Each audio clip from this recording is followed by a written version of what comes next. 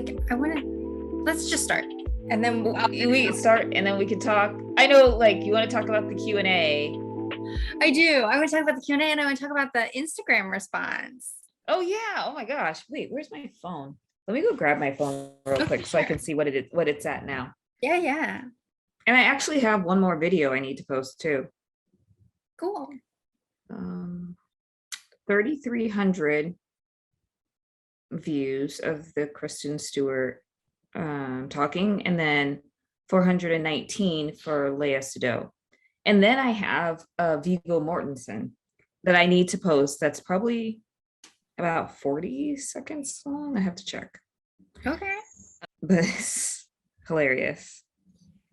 That's awesome. That's the most we've ever gotten in terms of views on anything. Yeah, actually, it's the second place one is when we went to the Stranger Things like experience. Well, that was in January or so, I think. So, or late last year. So maybe like re-upping that somewhere. And now I'm getting, I don't know about you, I'm getting all these ads for like multiple Stranger Things experiences around New York. So there's one in Brooklyn, and I think there's one in the city somewhere, but it's definitely not free. And I don't know, because they're not showing much on the registration page. You don't know what you're in store for when you finally like get there. So could be the same thing. I kind of want to see the show before I go to the right. Like if there are any spoilers in the immersive experience, I don't want to know that way. I want to, and I haven't started watching it yet. I know it's out and I probably should. It just hasn't been a priority this week. You got Cronenberg to see. So. I know. So we should just say there will be many spoilers in this conversation because I have questions that I want to ask and I don't know how to ask them without spoiling. So yeah, I think that it's fair to say that you're either checking out the podcast to get an idea of what it's going to be like and expect to be spoiled, because a lot of the other episodes we spoil. So yes. Hi, I'm Chris Geiger. Welcome to No Movies in Hell. I'm LaClaw Scott, and today we are reviewing Crimes of the Future, a film by David Cronenberg. I really liked the premise of this. And I wasn't sure going into it what to expect. Mm-hmm.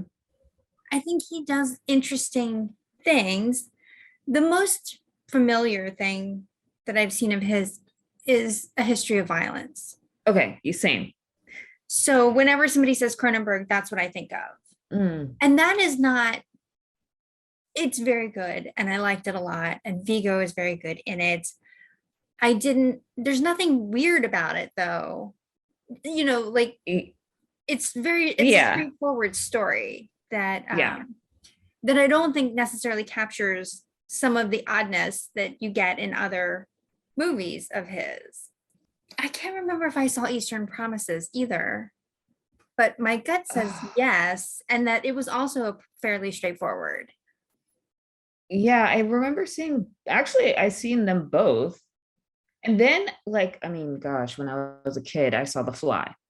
Yeah. But of course, then it's like you're not associating, like, you don't care who the director is, you just watch the film. And so I wasn't sure where this was going to go, because clearly it's not like an action crime movie that like Eastern Promises and A History of Violence. I liked it from more of the sort of oddity perspective. Like the concept was very good. It made me think about different things that I hadn't really considered, about just like, you know, how cancer becomes like, right, cancer is the thing that causes rapid cell growth in your body, but could it become something else? Could it become this advantage potentially in the new world?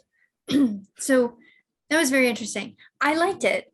I don't know that I would recommend it to a lot of people. Yeah. I mean, I have many questions, as you do. I would not recommend this. So I think that what we got in the trailer, it's interesting because I feel like the trailer just appeared so suddenly, like over the past couple weeks. What we see in the trailer is not indicative, or at least doesn't even hint to what we see in the movie. I expected more body horror. Yes, it was part of the plot and story, but it wasn't the end goal. And so I feel like I also went into the movie with no expectations. But I wanted to learn a lot about kind of the backstory, how we got there, how do we get to this place? What are these individuals doing? And wanted the story to progress a little more.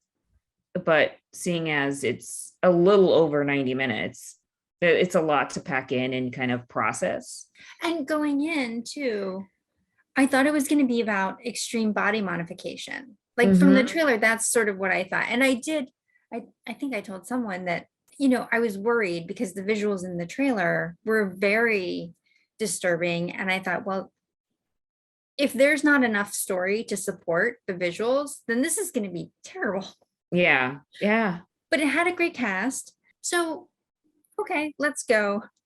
And the overall experience was great. Like being able to get the Q&A, Yes. Q&A showing, so that you got to see the cast at the end and listen to them talk about how they approached the movie. And it was funny because it kind of seemed to approach it the same way. Like, I don't really understand fully what this is. When I got the script, I just kind of went with it. And this is what happened. I think you could tell a lot that they were kind of, winging it, especially Kristen Stewart's character. It was, yeah. I mean, her character was the most interesting because she works for the government in the National Registry of Oregon Registry, which in this dystopian future is just kind of an office with her and this other guy. And they're working with the new Vice unit, who is this kind of shadowy detective who runs kind of a underground informant network. So Kristen Stewart's character was the most interesting from the decisions that she makes.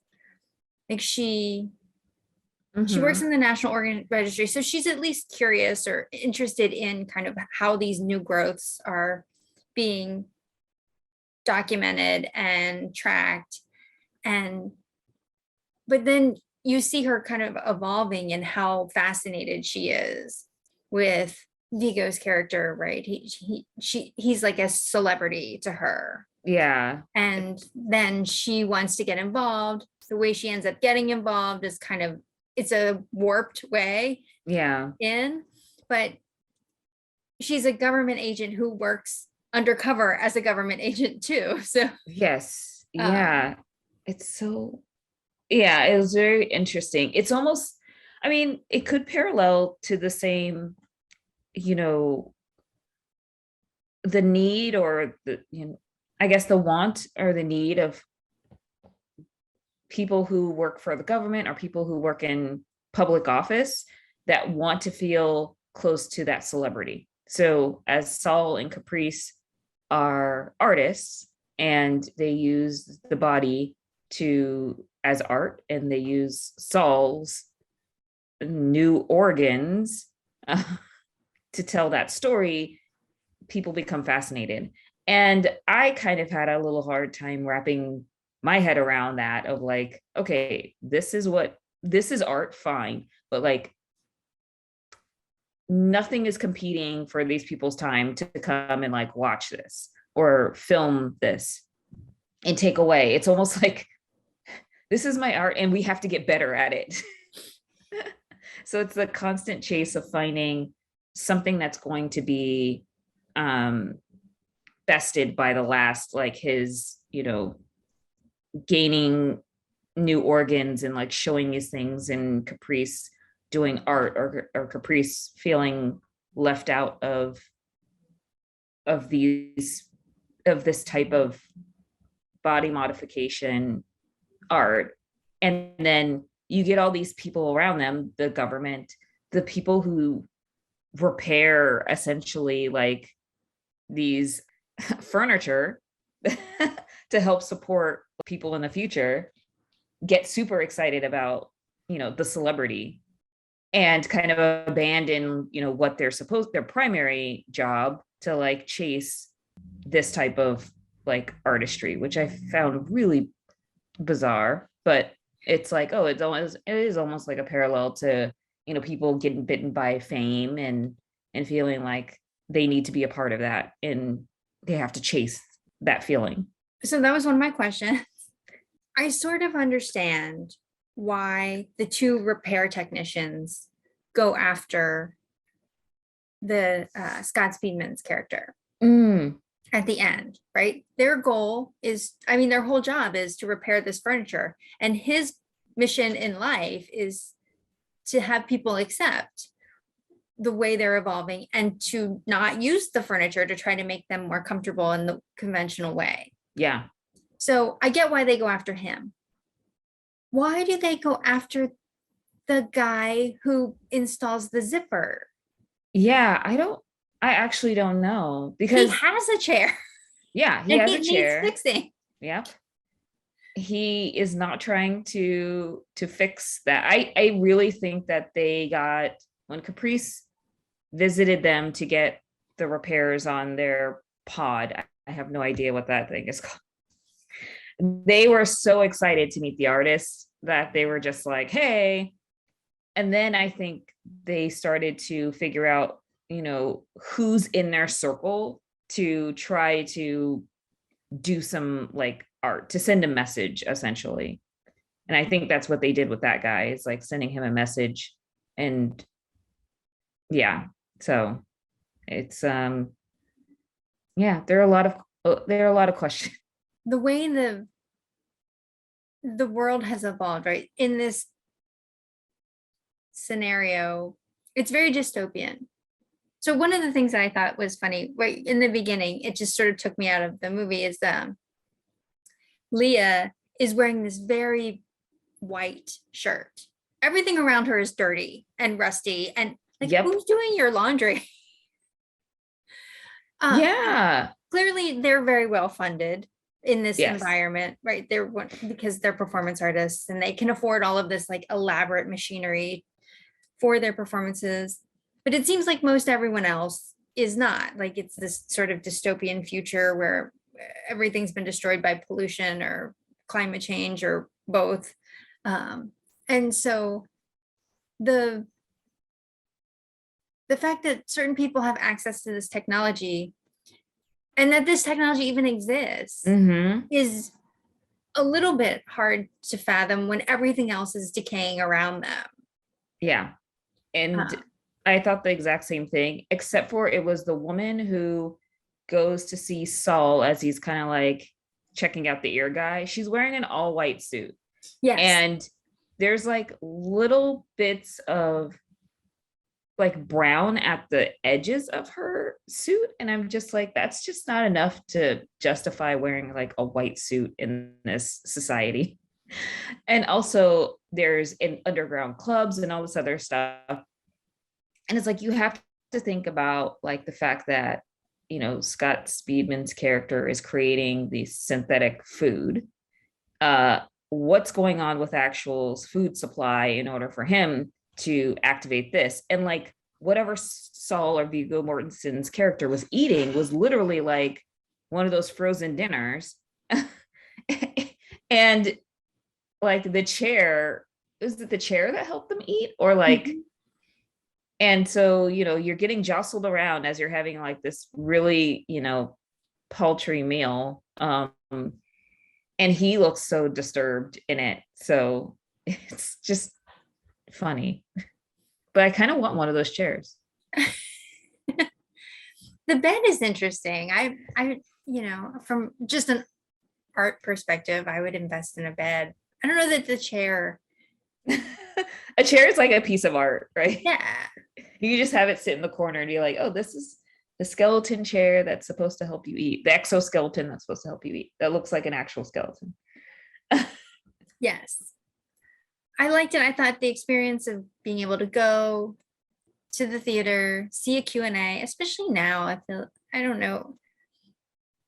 it just seems, I appreciate that so much now that Yeah. things are coming back, and the theater was sold out. I mean, I didn't see an empty seat. So everyone who bought tickets actually showed up. Oh my gosh, they did. On our row, there was some guy who just like plopped down in a seat next to Nate. And a woman came up and was like, "Oh, I'm sorry, you're in my seat." And he's like, "Oh, well, there's somebody in my seat." And then he proceeded to go to like a different area. And I was just like, really? This is all sold out. Like you can't do stuff like that. And something else was happening in that complex that night that Mm-hmm. people were lining up for. This almost seemed like nothing, right? Like when I walked Oh in, I yeah. got there I super early, unfortunately, but when I got there, no one said anything. Like it just, there were some chairs set up in the front, but it didn't seem like a special event at all. mm-hmm. There was no extra signage. There was no like lights set up or anything. I was like, I wonder who's coming to the Q&A. Yeah, Yeah. yeah. And then Yeah. the whole cast shows up and the principal cast shows up with David Cronenberg to talk about this film that apparently has been in development for 20 years. It's interesting to get that take on, the thoughts from 20 years ago to now, and then trying to, he got all the actors that he wanted. Apparently, it's just a one take situation, which was interesting. And I don't know, it just seemed like it was pretty much like slapped together, like, and they filmed in Greece, and here's a script, and let's go. So obviously, post and special effects. Leah Seydoux said that she didn't know, right? Like if this was normal, she would do a take and then he would just be like, okay, moving on. She's, did you like that? Did you not like that? Did you? The attention to detail was certainly there, but I Mm-hmm. felt like there were maybe some inconsistencies that you might get if you might alleviate if you had more than one take on things. Not that Mm-hmm. they never did more than one, but like there were a couple times where I was like, is Vigo's character so sick? Like, is first of all, if you have cancer, a lot of times what starts and you don't even know. Like, so you're growing this extra thing in Yeah. you that you can't feel. But he obviously is very aware, like the bed tells him things are happening, but he is also physically aware, like he can feel pain. And Mm-hmm. they talk about like in the future when no one can feel pain, but they didn't really address that a ton in the Yes. movie. I thought that's why it would be a body modification Yep. movie, because if there's no pain, then why wouldn't you like put extra hands on or like, Yeah. but that didn't get addressed as much as I thought it would. The fact that, I mean, they kind of mentioned it a little bit at the end, but that's it. But he clearly feels pain Yeah. or discomfort when he's growing these things. But is that, and it keeps him from being able to eat properly, or he thinks that's what's keeping him from being able to eat properly. Mm-hmm. But then there are a couple of scenes where he just like he seems very mobile and at ease. Like he just walks off. Like the Yeah. scene where he meets the undercover guy in the shipyard Yes. and he says what he has to say and then he walks off. He is very comfortable walking up. Like there's no limp, there's no like tilting. Yeah. Or squatting down on the ground. That takes a lot. Right there, you have to be pretty flexible to make that a comfortable thing. Yep. I So I thought, well, is he in pain all the time or is he not? I don't know. So it was just a question that I had. Yeah. Especially if yeah. Or, is he of a different generation where he does feel pain and all of the kind of younger people, for lack of a better term, they don't. So to them, the surgeries, the artistry is fascinating, but then for him, he's like, I'm actually experiencing pain. And it's like, yes, per people of a certain age, they never, you know, explain that. And also, one thing for me, like in the opening scene, you see the kid and he's like, fishing for stuff. And then you see a boat that's like tipped over. And I'm like, oh, I wonder if they're going to go into, what's going on. Is that just a symbol like that this is the apocalypse and no one cares, or were they on this boat at some point and were marooned? They don't explain anything. Right. There, I mean, so many questions. And I like that it was, I mean, I do think they could have probably explained a lot more if it was a 2.5 hour movie instead of Yeah. a 1.5 hour movie. But I'm glad that it was what it was. Like, I Yeah. like to think about the things afterwards that it could have been. So you don't always have to tell me everything. So let's look at our slides. Yes. 21. Yeah, I just thought it was okay. I really did. Like, I wish that there was some more depth, right? I feel like there was, for me, I think it was the grasping of the world building. And then I feel like in the third act, the plot changed very quickly.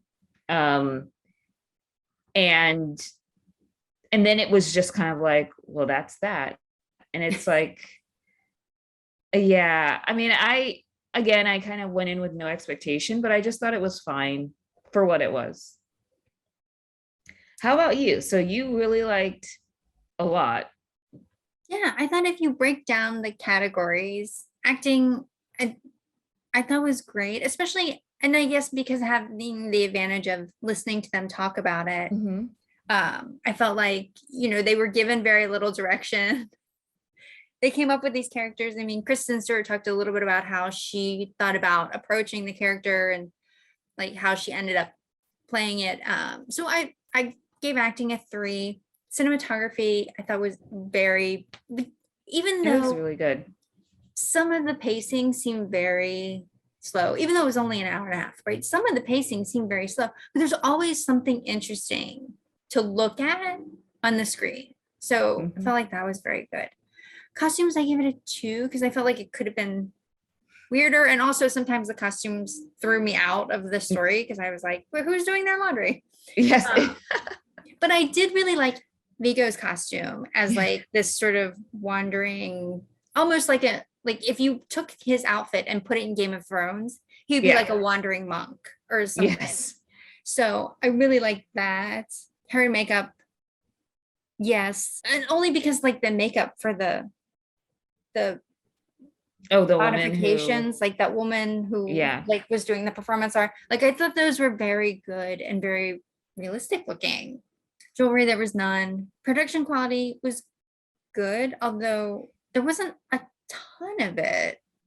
I mean, not that there wasn't a ton of it, but they were very small spaces for the most part, and they were all very run down. Like, so mm-hmm. I'm sure there was a lot of work on the production, but it just seemed very natural. Like they could have found a place that looked like that already. Oh, so, yeah. Yeah. I think that's totally what they did, though. Yeah. Where, like, if you think about the tragedy of Macbeth, sure, they could have found a couple places that look like that, but they probably built all of those from scratch. Oh, yeah. I feel like with this film, they did not build anything from scratch. It was just like, this exists and we'll use it. Yeah. There are all these sunken ships off the coast of Greece. We're just going to go there. That in of itself is an undertaking, though, too. So Reader's Choice, I give it a 3 because I thought I would recommend it to people, and as a movie, but also as an overall experience. It was, the thing that amazes me about it, I guess, is that we were able to see the Q&A, that there wasn't a lot of fanfare about it. And honestly, there was no extra charge for the cost of a regular movie. We saw, which was $17.50. Right. We saw a movie with a full cast, like Q&A after. That is amazing, really. Yeah. Like it like that never happens. So Reader's Choice, I would recommend that people take more chances, right? Who knows how often this happens, because they don't really advertise it. So get out there, take more chances, go to things in person. I say this while also hoping that you don't sit right next to me. Wear a mask. I sure did the whole Right. time. Or that you're not crowding me on the subway. I mean, and the story I thought was interesting, right? Like something I hadn't seen before, something that I think about the next day. That's really all it takes from a horror perspective. All of these, like if you look at your average horror movie and you compare this to it, awesome. And I use special effects as a two only because I bumped up hair and makeup because I felt like that's where the primary like special effects were really being done. Yeah. I mean, I was not impressed with the special effects. The lasers, nah. I was like, this is actually pretty bad. It could have been better with just practical effects, but I did like the robot arms though. Like yeah. those seem very they were primitive, but also like very smooth in their movements. Yeah. So very sophisticated movements, but very primitive. Like they made them look like clamshell. The hands that pulled the Oh spring bag, yeah. they look like clams. They I don't know how else Well, to I think describe it. like for me, the special effects were the lasers. The suction or whatever that was on the bed. I think those were like practical effects, like Yes. gel and stuff like that, which I thought was pretty cool. I expected more of that. Maybe of the Geiger horror. Wait, is there a relation there? I, to me, Yeah. no. Oh, I wish. Geiger is a very common German last name, like very common last name in Germany. So it means violinist. okay. And apparently they really like violin players and there were a lot of them for a while, yeah, Yeah. because Geiger is a very common name. Okay. Um, Cool. do you have any other thoughts, feelings to share about the experience overall? Yeah, I mean, I really enjoyed the Q&A. I'm very happy that you were like, "Hey, there's a Q&A for this." I think with the context behind um the movie, having the filmmaker and principal cast talk about it was great. If I would have seen this kind of in the movie theater and then, it faded to black, I would have been I kind of I don't want to say I feel bad for people who just go see it without, but I'm glad that I saw, this experience. How about you? Yeah, well, hopefully people who just go to the theater and don't have the benefit of the Q&A will watch this and then they'll hear at least a little bit of what it was. I am like making a promise to myself that I'm gonna look for more of these things, look harder for more of these things. Because again, it was just like a little line in the listing that said like with Q&A. And I would have totally like missed that completely if I hadn't known that I wanted to see this movie and I had like actively searched out where it was going to be. Also, I think the AMC Lincoln Center or Lincoln Square location is where they do a lot of those things. Premieres. Yeah, they do. Because I just happened upon the Ghostbusters red carpet. I was going to see something I didn't even know, right? Like it didn't seem to be advertised in anything I was looking at. But, they had the people who were in it. Paul Rudd was there, like a ton of people were there. They had these tents set up, they brought the car. So I do think I should more actively watch the Lincoln Square location, even though it's not super convenient and it doesn't have, they hardly ever schedule things there that I've been looking for in the past, like the Asian language films, things like Yeah. that. So normally, if I'm going to dig deep into a location, it's the Times Empire Square. 25 one. Plug for Lincoln Square, AMC. Yeah. Yeah. Actually, I think I was looking at so the Scott Speedman, shout out to the Scott Speedman fan page. They liked our content, and I was looking on their page, and I think they did the premiere of Crimes of the Future at Lincoln Center. I don't think they did a screening. I think they just did the red carpet, and then the cast literally probably took a car 2 blocks to come to do the Q&A. Oh, So I was like, oh, this is interesting. All these pictures, like this must have been at Lincoln Center. that is interesting because last night when I got home, I looked in my email and I had a message from Film at Lincoln Center that said, Cronenberger's back, and like it had, and I was like, oh, that's interesting. I wonder. I mean, they must be doing the New York circuit right now, and so I thought, oh, maybe they did it over there, or maybe they had a planned event like for tonight over there. So yeah. Well, I'm glad Scott Speedman's people liked your content. I know, right? I posted mine right away just to get it up there and but I knew yours would be far and away better. It was the day that like I forgot my phone charger. So I was like 25%. I'm like, there's no way I'm gonna be able to like upload these videos. So I'll do like photos to my personal and then like wait till I get home, charge my phone, and then post the videos. That counts, I think. I didn't really, I mean, honestly, how many seats were in that theater? Oh, a couple hundred. I know everybody in the front row had their cameras out at some point and then they put it away.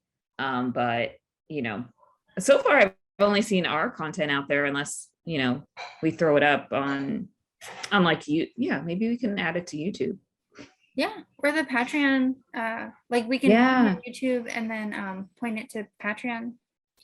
I still have content. I have the Vigo video, so maybe I'll upload it to the Google Drive. Cool. Or all 3 of those videos I'll upload to the Google Drive. Nice. All right, everybody. Thanks for watching. We'll see you next time. See you next time.